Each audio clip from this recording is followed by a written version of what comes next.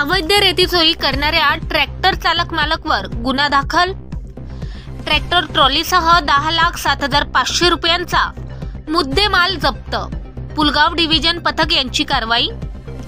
अखेर देवळीचा रेती माफिया तुषार रगाटाटेसह आले आहे पोलिसांच्या जाळ्यात।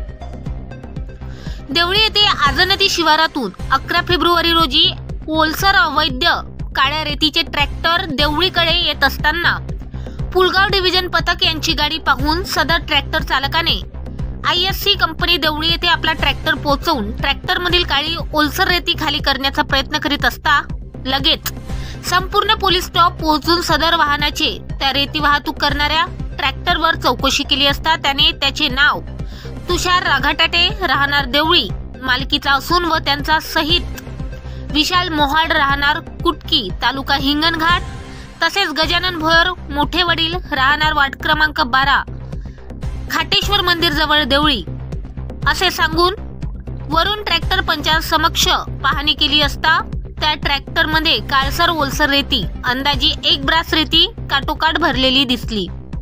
तेव्हा सदर चालकास त्या अवैध गौणखनिज रेती वाहतूक करण्याबाबतचा पास परवाना विचारला असता त्याने पास परवाना नसल्याचे सांगितले।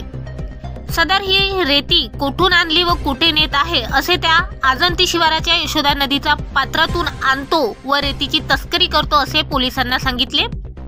यामध्ये ट्रॅक्टर ट्रॉलीसह एकूण 10,07,500 रुपयांचा मुद्देमाल जप्त करण्यात आला असून पुढील तपास देवळी पोलीस करीत आहे।